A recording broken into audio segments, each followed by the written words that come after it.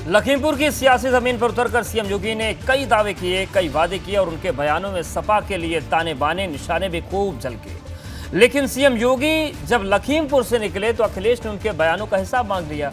अखिलेश भले ही लखीमपुर की गोला सीट पर नहीं पहुंचे, लेकिन ट्वीट करते हुए सरकार के दावों और वादों पर सवाल उठा दिए। अखिलेश ने एक हमला डबल इंजन वाली सरकार के नारे पर भी किया। गोला के चुनावी रण से सीएम योगी ने डबल इंजन का दांव दोहराया तो अखिलेश ने पलटवार करने में देर नहीं की। अखिलेश ने तंज कसते हुए ट्वीट किया, लखीमपुर खीरी में भाजपा की डबल इंजन की सरकार चलाने वाले झूठी उपलब्धियां बताते समय ये तो बताना ही भूल गए कि महंगाई, बेरोजगारी और टाइगर से बचाने के लिए क्या कर रहे हैं और किसानों को गन्ना के बकाये का भुगतान करने की निश्चित तारीख क्या होगी और धान की खरीद कब होगी। वो नहीं बताएंगे कि लगातार उनके 40 स्टार प्रचारक यहाँ घूम रहे हैं, मंत्री, कैबिनेट मंत्री, सीएम तक आ गए, डिप्टी सीएम आ गए, लेकिन एक बार ये नहीं बोल पाते कि वो किसानों के गन्ना का पेमेंट कल कर दें। बोला उन्होंने, कहा है। अरे मैं पूछ रहा हूँ आपसे, कहा कब? चुनाव 3 तारीख को है, इतने दिन से इनके स्टार प्रचारक घूम रहे हैं, कल कर देंगे क्या? अब चुनाव आया तो आए और आप कल कर दीजिए। ये करने वाले नहीं हैं। ये वो लोग हैं जो यहाँ पे जिस तरह से जानवर पूरे यहाँ के खेत चढ़ जा रहे हैं। बच्चों से पूछो तो कहते हो मैं स्कूल इसलिए नहीं जाता हूँ कि मुझे खेत रखाना पड़ता है। वो अपनी पढ़ाई छोड़ के खेत रखा रहे हैं। गोला का मैदान इस वक्त सियासत का सबसे बड़ा अखाड़ा बन गया है। एक तरफ भाजपा के बड़े बड़े नेता प्रचार में उतरे हैं तो सपा भी पीछे नहीं है। अखिलेश यादव भले प्रचार करने ना पहुंचे, लेकिन सपा कार्यकर्ताओं और नेताओं के हौसले बुलंद हैं।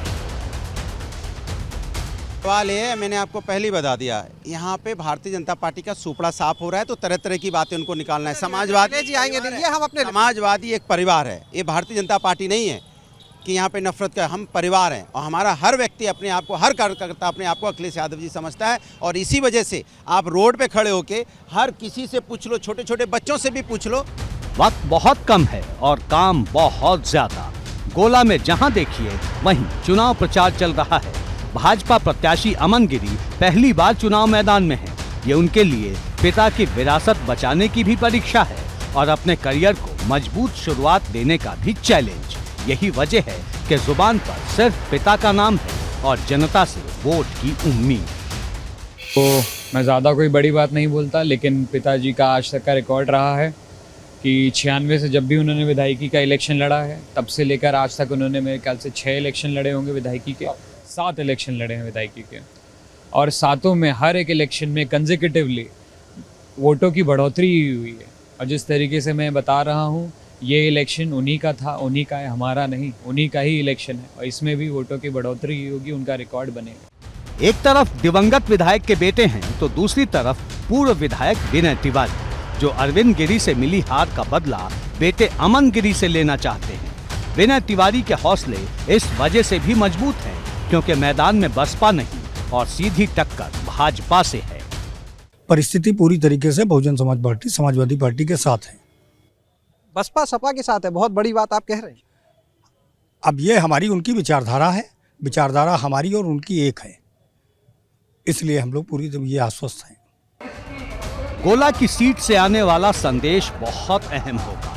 देखना ये होगा कि सरकार बनाने के 8 महीने बाद भाजपा के लिए माहौल कैसा है और देखना ये भी है कि बसपा के वोटर इस बार किधर जाते हैं। एबीपी गंगा के लिए ब्यूरो रिपोर्ट।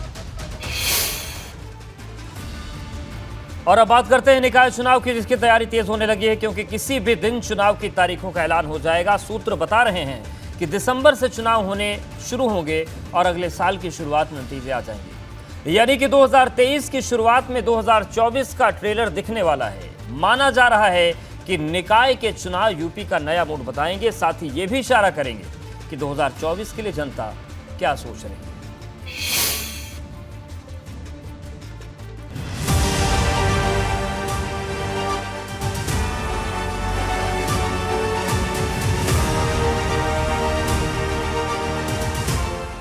एक चुनाव गुजरेगा तो दूसरा चुनाव दहलीज पर खड़ा होगा। ये चुनाव होगा नगर निकाय का, जिसकी तारीख भले न घोषित की गई हो, लेकिन तैयारी जोर शोर से चल रही है। इस बार के निकाय चुनाव भी 4 चरणों में हो सकते हैं। सूत्र बताते हैं कि दिसंबर के शुरुआती दिनों में चुनाव शुरू होंगे और जनवरी में मतगणना कराई जा सकती है। पिछली बार भी 4 चरणों में ही चुनाव कराए गए थे, लेकिन पिछली बार के चुनाव नवंबर में ही शुरू हो गए थे। यानी इस बार ये चुनाव 1 महीने देरी से हो सकते हैं। तारीख अब किसी भी दिन घोषित हो सकती है और तैयारी कई दिनों से चल रही है। भाजपा की कोशिश घर घर तक पहुंचने की है। भाजपा के प्रदेश उपाध्यक्ष और मेरठ के निकाय चुनाव प्रभारी पंकज सिंह ने मोर्चा संभाल लिया है। सभी वार्ड अध्यक्षों को टारगेट दे दिए गए हैं। कार्यकर्ताओं को एकदम अपने आप, हमारे भारतीय जनता पार्टी के कार्यकर्ताओं के बहुत कुछ मंत्र देने की ज़रूरत नहीं है। वह अपने जिम्मेदारी, अपना दायित्व तो बहुत अच्छे तरीके से समझते हैं और यही कारण है कि पार्टी लगातार नई ऊंचाइयों को हासिल कर रही है। विधानसभा, लोकसभा बार बार जीते हैं, नगर निगम भी इस बार मेरठ में हम लोग जीतेंगे और ज़्यादा से ज़्यादा पार्षद भी विजयी होकर आएंगे। तो पार्टी के कार्यकर्ता बिल्कुल तैयार हैं, बिल्कुल उत्साह है। पिछली बार जब निकाय चुनाव हुए थे तो मेरठ समेत कुछ और शहरों में मेयर की कुर्सी विपक्ष ने छीन ली थी, लेकिन भाजपा इस बार 100% जीत के प्लान के साथ उतरी है। लेकिन दूसरी तरफ वो विपक्ष भी है जो सपा से पुरानी कई हारों का बदला लेने की तैयारी में जुटा है।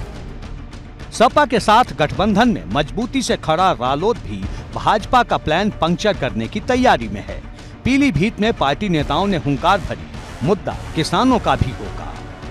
बड़ी बात यह है कि इस बार का चुनाव सिंबल पर होगा। भाजपा और सपा ने पहले ही सिंबल पे चुनाव लड़ने का ऐलान कर दिया था, लेकिन सवाल मायावती का है, क्या वो भी सिंबल पे चुनाव लड़ेंगी?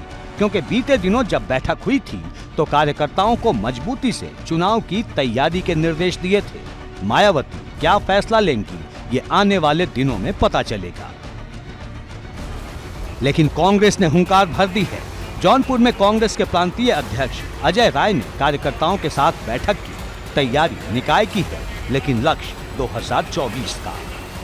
निकाय चुनाव के ही संदर्भ में हम लोग आए हैं। उसी की रणनीति बन रही है कि प्रत्येक वार्ड और हर टाउन एरिया, नगर पालिका, नगर पंचायत चुनाव कांग्रेस पार्टी अपने दम पर लड़ेगी।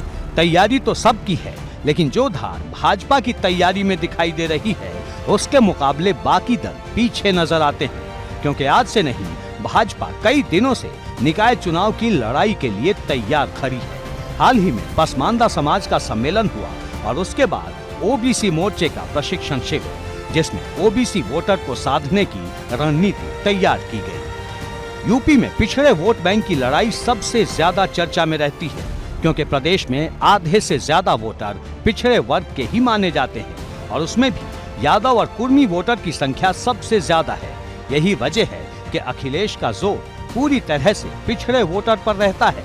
लेकिन निकाय की लड़ाई में कौन आगे रहेगा, ये सबसे बड़ा सवाल है, क्योंकि यही वो चुनाव है जो बूथ स्तर तक पार्टी की तैयारी दिखाएगा और 2024 के चुनाव से पहले नया माहौल बनाएगा।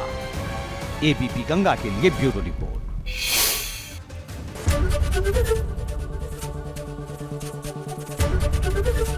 एबीपी गंगा, खबर आपकी, जुबान आपकी।